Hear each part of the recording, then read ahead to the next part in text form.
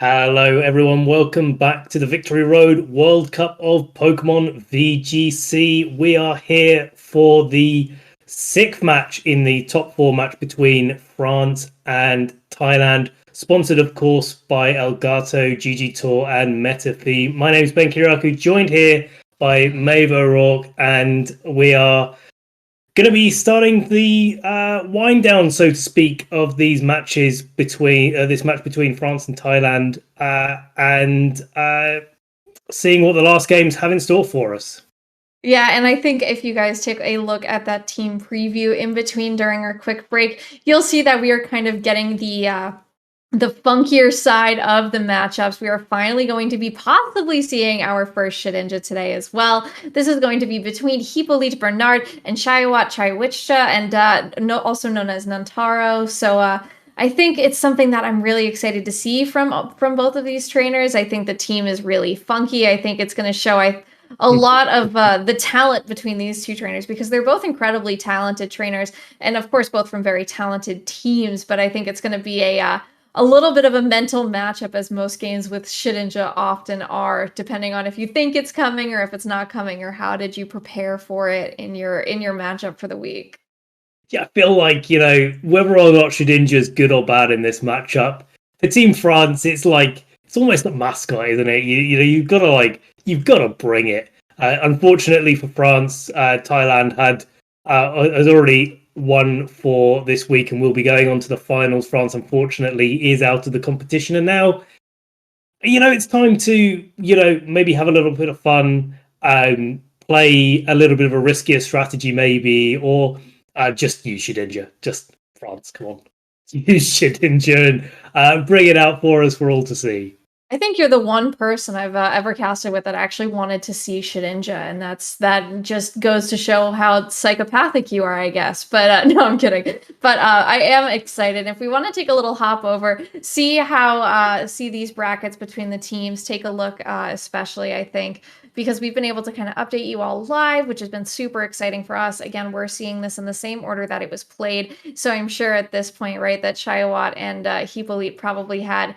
They had already had their the result fully cemented, but Hippolyte is not a player to pump the brakes against, because we know that he is incredibly talented. Chaiyawat as well, both incredibly talented players, and definitely players that you don't mind putting on the back end, especially if you're in a high stakes situation, right? If you put them second to last, you're like, well, we're putting our really good players towards the end so that they can maybe still anchor us in with a win by the end of the week. Thankfully, you didn't end up having to worry about that if you are on Thailand, but you still get to see, I think, a really great game of Pokemon.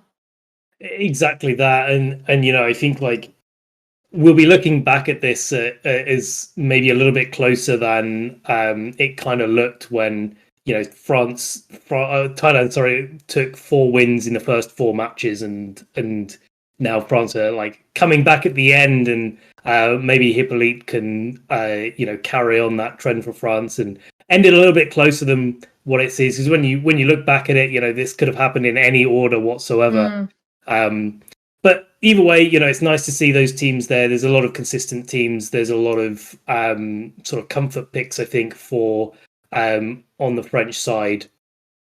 And especially we're seeing another one coming out from Hippolyte in this game coming up, because this is the team that Hippolyte used in the World Championships this year, and was able to get to the top 16. We're seeing double Chirua. There we go. Hippolyte's back on your screen there. So Hippolyte used this team in the World Championships. He was, I believe, one of the top seeds coming out of day 1 into day 2, going into the second day of World Championships. So he's really experienced with the team, really knows what he's doing, and of course has a myriad of other achievements over the last few years to back himself up, especially winning the Cologne Regional Championships. I remember casting that myself, that final match where he was using Shedinja as well. Really, really accomplished player there, and looking forward to seeing how he pilots this team. Yeah, and Chaiyawat also has plenty of accomplishments, also competed on the second day of Worlds this year. Thailand National Championship, Asia Players Cup top 4, Oceania Internationals top 32. All incredible results, definitely showing the strength of him as a player during not just this season, but several seasons past. Hippolyte as well. Both of these players, like you said, they're incredibly talented. There is quite a lot going for both of them, and it's going to make this, I think, a really interesting match kind of move forward with. And Hippolyte, his team, I think, is really interesting. I'm excited to see how Chaiyawat's team kind of goes against it, because maybe there are some picks on there that, may form standard for a team, but they also may be just some interesting counter picks as well. But let's take a look, shall we? It is, for Hippolyte, it is the Zacian, Kyogre, Incineroar, that's Shedinja, the Landorus Incarnate, and the Thundurus, whereas Chaiyawat is running the Lunala, Kyogre, Incineroar, Porygon 2, Venusaur, and Torkoal. So looking at Chaiyawat's team, he has a slow mode and a fast mode, and they are very distinct to me.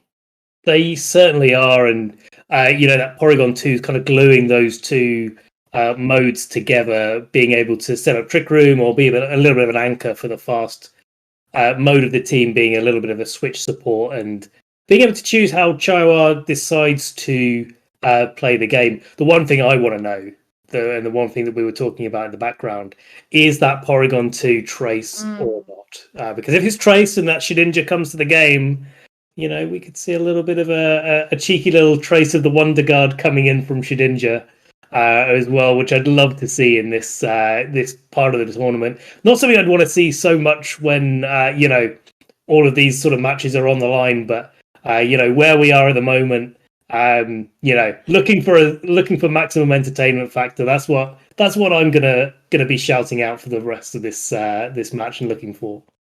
Yeah, absolutely. I think, at least at this point, right? If you're Hippolyte, there is only a 50% chance of it tracing, because it's not like you're putting, like we saw at the London Open, for those of you who were there, that tie where it was the Porygon and the Shedinja, and the Porygon both had trace, so they both were forced to trace the Wonder Guard. So I think at that point it's going to make it a little bit of an interesting endgame, but instead, right out of the gate, is the Thundurus and Kyogre and the Lunala and the Incineroar. So I think having that Lunala out on the field is something that is probably going to be helpful to have Shadow Shield for early. It certainly is, and we see there the Thundurus not activating its Defiant ability, of course, to that Incineroar, which does mean it's that Prankster variant, going to be able to do quite a lot of work to mitigate what's going on the field here. And of course, Chaiyawat has the option here. You can go for the Fake Out on the Thundurus, but then you're leaving the Kyogre to attack, and maybe the Lunala doesn't mind that too much, but the Incineroar is not going to appreciate this Water Spout whatsoever. Yeah, Incineroar, they're not having something like a Pasho Berry to maybe help it, but it is holding a Focus Sash. So Trick Room for the Lunala is able to come out, showing a speed transition early. You also now have the opportunity to go for something like Meteor Beam. Oftentimes we'll see Trick Room plus Meteor Beam and then plus 3 turns of Dynamax with the Lunala, but the Shadow Shield's broken, so that may not be your best option. No, and you've got the Trick Room on the field, so the Lunala and the Incineroar currently going first. You've got the opportunity for Eerie Impulse to go off, but love to see this. I love that. Thunder Wave, and the Water Spout does go off, but one of the risks of using Thunder Wave on yourself is, sometimes that don't go so well. But fortunately for Hippolyte, it did this time a double KO on turn 2, 2 Water Spouts in a row. No problem whatsoever. Hippolyte taking an early advantage here. Nontaro or Chaiyawat bringing out the Venusaur here and the Torkoal, and the Venusaur's not going to appreciate that drought quite as much as it normally would under this Trick Room condition. The Venusaur would love to also get Thunder Wave right at this very moment. However, most likely seeing that heads-up play from Hippolyte, we are probably not going to see that. I love the Thunder Wave on your partner Pokemon, especially you're in a situation right now, right, where this game does not have any sort of, crazy end game on the line, so you can make those fun and I say riskier, but it's not the riskiest play you could have made, and it definitely makes quite a lot of sense to try and slow yourself down in Trick Room. And now if you go for something like a Dynamax, you can get your the Max Geyser or a Max Hailstorm, even a Max Hailstorm, into the Venusaur to just get some extra damage maybe.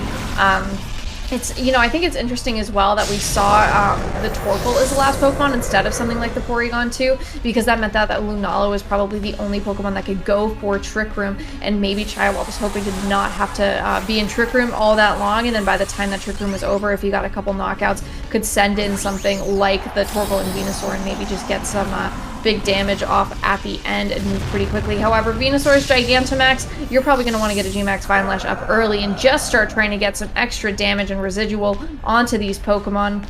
Especially, another Eerie Impulse, though. Eerie Impulse to slower that special attack of that Venusaur and just continue to cement Hippolyte's really strong position.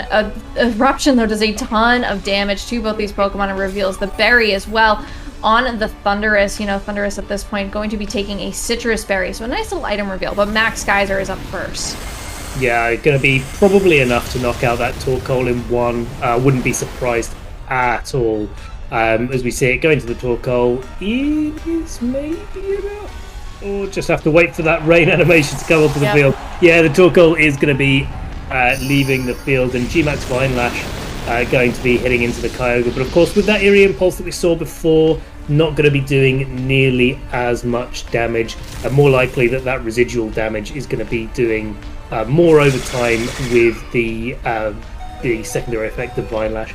We do see the Life Orb coming out on the Venusaur though, so a little bit more of an aggressive Venusaur coming out from Chaiyawat, and maybe that's an indication of some of the moves that Chaiyawat's running on the Venusaur. Obviously we know that it's going to be running a grass move, but with the Life Orb you kind of expect maybe some Weather Ball going on, especially with the Torkoal and the Kyogre on Chaiyawat's team, so different options for different coverage, and probably rounding out with an Earth Power as well. Likely 3 attacks rather than 4 on these kind of sets. Yeah, Zacian going to switch in here for that Thundurus, not going to be able to get something like another side Thunder Wave. However, the Kyogre just going to protect Gmax Fine Lash into that max guard, not going to be doing any damage. At this point, you're really just thankful to get that Gmax Fine Lash up, but you've got a tall task ahead of you, at least now, without the sun as well. You will be moving faster than the Zacian in Trick Room, so you got to hope that there's possibly something like a Max Quake hidden on there and that Kyogre gets fully paralyzed. Yeah, I think that's the only way for Chaiyawat to come really back into the game, but it's going to struggle to do too much damage because of course of that Eerie Impulse that happened before, and especially not if the Zacian on Hippolyte's side of the field does go for the Protect. A full paralysis, you called it, Caster's Curse coming out here. No attacks coming out from this Kyogre, is going to be taking that Gmax Vine Lash and not enough to pick up the KO on its own, but of course the residual damage from the Vine Lash is going to be enough to knock out the Kyogre. And Chaiyawat's coming back fairly strong, but probably not quite enough to finish off this endgame.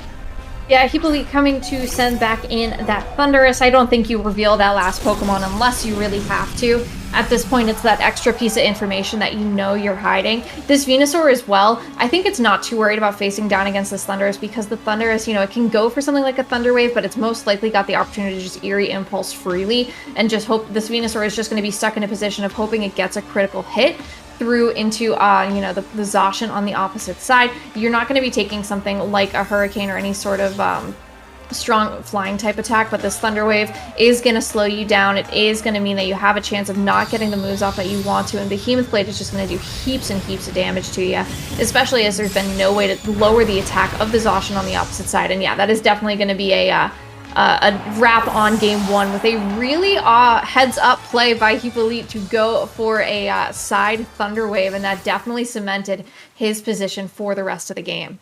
Yeah, I mean, there's not really too much else to say about that game. If you want to go back and analyze it, it's really like, does the Kyogre get fully paralyzed on that turn or not? And I guess maybe does the Lunala have wide guard or not? I guess that's maybe another factor to consider. But as soon as you launch into an end game with a Chlorophyll Venusaur in the Trick Room that you set up, you're kind of not feeling great about the board state that you've created for yourself. So a little bit unfortunate there for Chaiyawat, but nice, quick, easy game for Hippolyte, and played it absolutely perfectly. And now going into game 2, the question is like, if it's the same leads, do you fake out the same Pokemon? Do you let that Kyogre go for more than one attack or not? Or do you like try to do something a little bit different? Or do you just, mix things up completely? Yeah, I mean, do you go for something like a Meteor Beam into that Thundurus instead and get the Thundurus off of the field, because that was really what was shutting down the majority of the output on your team? I mean, you were still that if you prevent that Thunder Wave from going off onto the Kyogre on turn 1 by getting a knockout, then that Kyogre can't make use of the Trick Room. So do you go for the Meteor Beam and then maybe take some damage, but then still get a Trick Room on the next turn? Would you even be able to get a Trick Room on the next turn? Like if you go for the fake out and, if you fake out the Kyogre, then you're still kind of at risk of dealing with something like an Eerie Impulse or another Paralysis. But instead, Incineroar, Venusaur, a full change up from that last game, except, not bringing that Lunala and bringing Venusaur instead, with Zacian and Thundurus on the opposite side of the field. So some little bit of changes here, a little bit the same, a little bit different. Yeah, and I quite like this from Chaiyawat, like a little bit of a different way to play the game. Maybe bring some like sleep powders in. Of course, you've got the fake out to help, and now that the Zacian on Hippolyte's side of the field has been intimidated, then maybe the Behemoth Blade doesn't knock out the Venusaur, regardless of Gigantamax or not. And so maybe like you've got a little bit more license to play around with. But of course, there's always the risk of the Torkoal coming in from Chaiyawat's side of the field and making that Venusaur go first. So never fake out here into the Thundurus to kick us off. Yeah, Zacian's Behemoth Blade is going to be moving right next, though, targeting down into that Venusaur. We saw how much damage this was able to do last time. It is not enough for a knockout, as most Venusaur are trained to handle that. Sleep Powder does connect, though, onto this Zacian, and you have already slowed down Hippolyte and his game plan. Not going to get off as fiery of a start as he was in game 1. Gonna maybe try and slow this game down a little bit more in your favor. You've got an opportunity now for something like a Flare Blitz, maybe. Yeah, and because that Zacian went to sleep after it had moved, it's got one guaranteed turn of sleep. So Chaiyawat's got a little bit of room to breathe, so to speak, can bring in Torkoal if they want to now, can go for Gigantamax if they want to, fairly safely here, but playing a little bit even more safely, so to speak, bringing in the Lunala for the Venusaur and not letting it go down this turn. Yeah, but a taunt is really interesting here because it means this Lunala is not going to be able to go for a Trick Room, even if that taunt was originally targeted down into the Venusaur there. Parting Shot, though, into the Zacian, a great way to even just continue to make that not exactly a Pokemon that can put on as much pressure. You can send in another Intimidate later if need be, and now you have the opportunity to maybe kind of switch things up. You could bring in possibly Torkoal, who would love to be here in a Trick Room environment on that next turn, but now you still have the threat. Now this Zacian could wake up and you could still be maybe dealing with some different movesets, especially since you can't Trick Room right now. No, and especially with the Eerie Impulse as well that we saw in game 1, it's going to be pretty tough for Chaiyawat to get some damage onto the field. Of course, as well, now that Torkoal's on the field and Kyogre isn't, Kyogre can just come onto the field and stop the Torkoal from doing too much damage. It's going to take a little bit of damage for its troubles, of course, in the switch-in, but overall you can just switch to using Origin Pulse if you're Hippolyte, and especially with that Venusaur in the back on low health, there's not going to be much that's going to be taking those moves well. Yeah, Eerie Impulse into the Lunala is going to drop that special attack. It will gain back one stage of special attack thanks to this Meteor Beam. Meteor Beam, of course, going to at least have an opportunity to miss those, so this could just kind of be the start of some more bad luck for Chaiyawat, but this is a move I think he really needs to hit.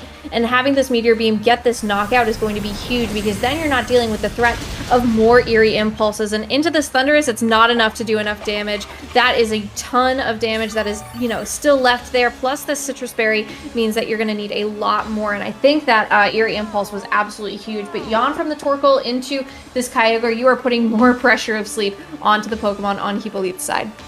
Pulling it right now. Thunder Wave, side Thunder Wave onto the Kyogre, coming out here to block the sleep going on. I guess like we're seeing something slightly different that does the same thing, and maybe without the paralysis chance being locked in from Hippolyte's side of the field. But either way, like it's a really nice yawn. It's a little bit of a shame that for Chaiyawat that Hippolyte's got a good way to mitigate that completely, in both having the opportunity to go for electric terrain and the opportunity to side Thunderwave themselves. So, it would have been a really nice yawn if that that Thunderous had been taken out in the last turn. So you made an interesting point, but what you forgot to recognize is the fact that it can still go for a max lightning and prevent any of the Pokemon from being put to sleep without having to slow yourself down. So a Dynamax Prankster Thunderous is a really interesting call.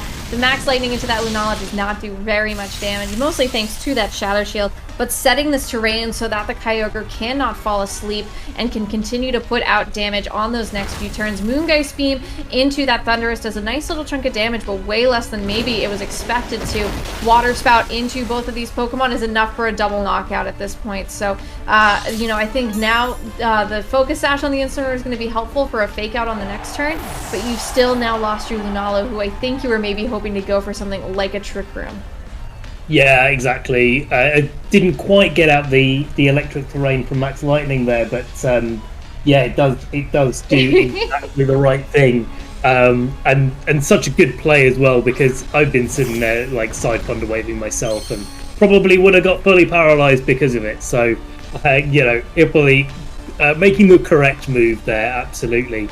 And now we've got the opportunity for another Max Lightning to come out potentially. Of course, Thunderous isn't on the ground, so there is a chance that the Torkoal comes in and allows the Venusaur to go for a Sleep Powder. But equally, the Venusaur does probably want to start getting damage off into this Kyogre, because this Kyogre's sitting pretty healthy right now and not feeling too much pressure, I'm sure. Yeah, I mean, at this point, too, we know that the Venusaur has Life Orb, so it's maybe got 2 attacks in there before it knocks itself out with its own Life Orb recoil damage. And even then, is that going to be enough offensive pressure from this Venusaur to really make use of it? And then are you kind of forced into Dynamaxing your Torkoal at the end of it? I'm not entirely sure kind of where you end up going, because I don't believe that Chaiyawat has used his Dynamax just yet. And not having the offensive pressure of something like a G-Max Fine Lash is going to be pretty difficult. However, Torkoal switching in here, the Kyogre switched out for the Incineroar on Hippolyte's side as well, so the weather will change, and at least the Venusaur now will be able to move faster. Venusaur's Sleep Powder goes off first into that Thunderous, so now Thunderous is going to be put to sleep for at least this turn, and it is going to possibly have the opportunity to wake up on that next turn as well. It is, and yeah, as we said, like the Thunderous isn't touching the ground, isn't susceptible to electric terrain. But now there's an Incineroar on the field. There's no way for Chaiyawat to change the terrain, and so Hippolyte has put himself in a really nice position where, there's probably no way that Chaiyawat can stop this Incineroar knocking out the Venusaur. This turn or next turn doesn't really matter. And of course, without the Venusaur there, with Incineroar and Torkoal in the back, you're probably going to struggle to do enough damage to this Kyogre on Hippolyte's side of the field to win the game. Incineroar switching back in for that Torkoal. Looks like a Dynamax Venusaur with very little HP, but most importantly, that means that you cannot get faked out by the Incineroar on the opposite side of the field. You can get off a G-Max Vine Lash because you're still going to be moving first, and you can just try and start building residual damage to walk you into an end game. However, if you do get knocked out, then at that point, that means you cannot change the weather. The Kyogre is still in the back, but instead a Max Guard this turn that it allow for the wake up of this Thunderous. Max Lightning does not go off into the Venusaur. Flare Blitz as well, also targeting into that Max Guard. This Incineroar did kind of get in for free here, which I think is really important since it was only at 1 HP. Yeah, and a really nice way for Chaiyawat to navigate this turn. A little bit unfortunate, actually, that the Venusaur... the Thunderous. There we go. We'll get the words out eventually. A little bit unfortunate that for Chaiyawat that the Thunderous has now gone back into its normal form, because now it gets back its ability to use prankster moves and support Hippolyte's side of the field, and so that Eerie Impulse is going to be doing a massive amount to make sure that the Incineroar that's just been faked out on Hippolyte's side of the field is going to be able to get an attack off next turn.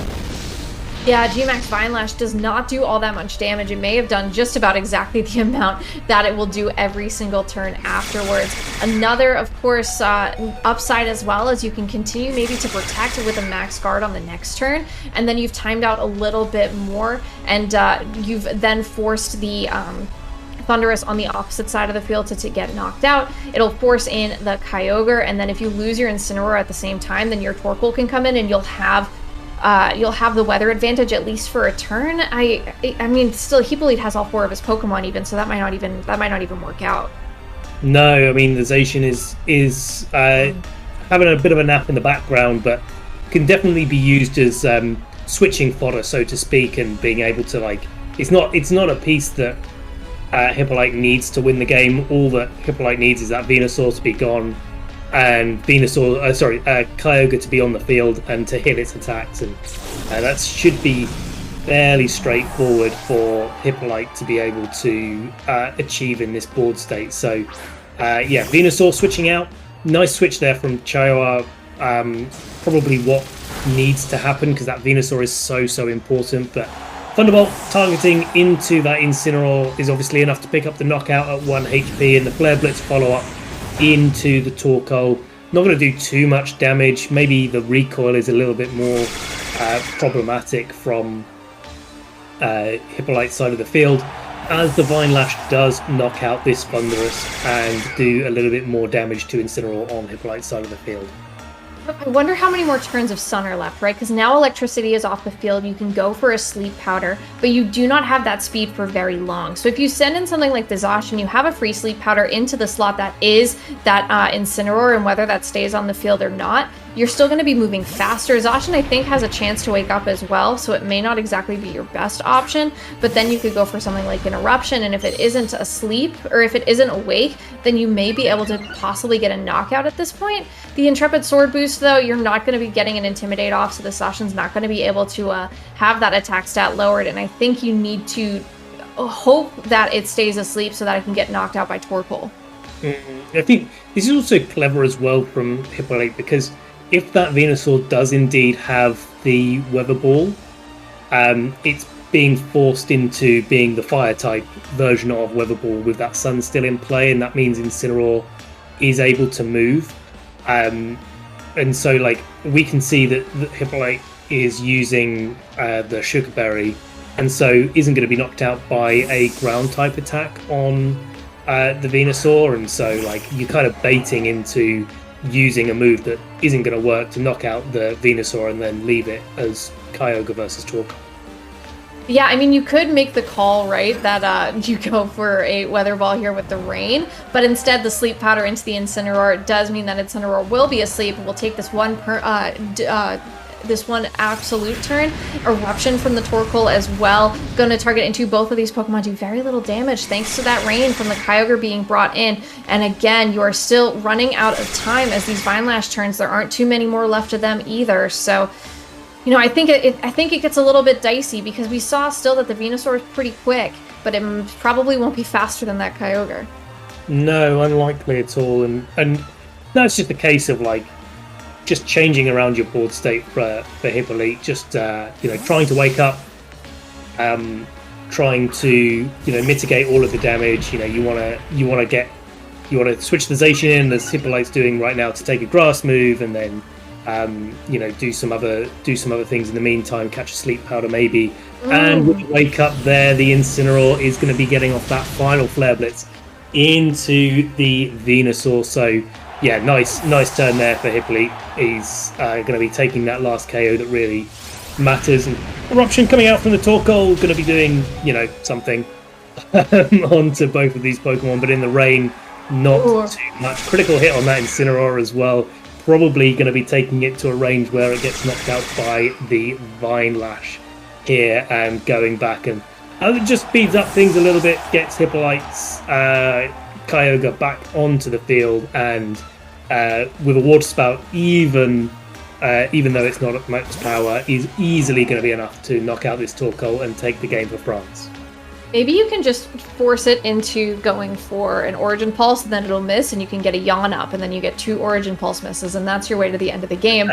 However, I'm assuming that Hippolyte is a smarter player than someone that would click Origin Pulse when they have plenty of HP, Rain, and Water Spout as an option. So, I think Hippolyte really played incredibly well. I think he Dynamaxed a Pokemon that, typically if you see a Dynamax, it's got a different ability and a different moveset, but it definitely speaks to him as a player in showing how creative he can be and understanding that, like, hey, Dynamax is a really cool tool, but what it can do for me right now is better than the damage output that I can get. Like, I don't mind going to sleep, because if I can prevent all the other Pokemon on my team from going to sleep, then I'm going to be in a good position. And I'm sorry we didn't see Shedinja during that match, but I think Hippolyte made the right call in the 4 Pokemon that he brought both games.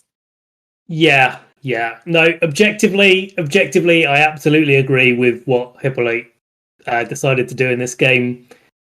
I wanted to see the Shedinja. We'll have to see if we get one last match with it from Team France. See if Florian can give us the moral victory, let's say. But we were saying it before. Like, it's Team France. Everyone has to have a little bit of a game plan versus Shedinja, and Chaiyawat definitely had more than one in that matchup. So, understand why he didn't bring it, but moral victory goes to Thailand, I think, for that match.